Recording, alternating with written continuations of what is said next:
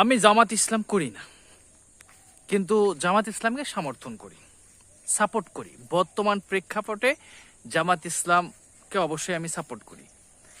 এখন ব্যাপার হচ্ছে, অনেকেই আমাকে গালি দেয় যে তুই তো একবার কি চরমোনাইতে থাকিস, একবার আহলে হাদিস, আবার জামাত ইসলাম। আসলে আমি আমি আমার আমার বিবেক দিয়ে চলি। আমি আসলে কারো তাবেদারি করি না।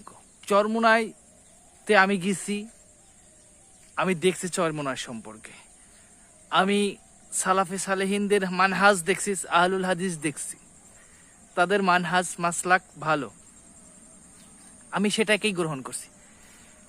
এখন চরমোনাইরে জাহান্নামে পাঠাই দিয়ে জামাত ইসলামরে জাহান্নামে পাঠাই দিয়ে খালি আমরা আহলুল হাদিস যারা সালাফি তারা একেবারে জান্নাতের ঠিকাদারি নিয়ে রাখছি, এরকম কোনো ব্যাপার বলেন? এরকম কোনো ব্যাপার না। জামাত ইসলাম বর্তমান প্রেক্ষাপটে মুসলিমদের ভিতরে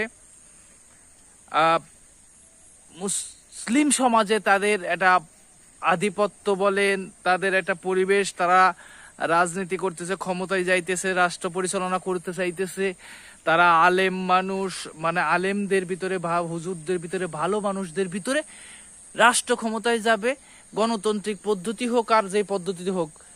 এখন আপনার যারাদের ভিতরে কোনো কিছুই নেই, তারা জালেমরা রাষ্ট্র ক্ষমতায় গেলে কারো সমস্যা নাই, কিন্তু ওই আলেমরা গেলে সমস্যা, তারা নিশ্চয়ই তাদের অন্তরে সমস্যা আছে। ভালো বলতে পারলাম না।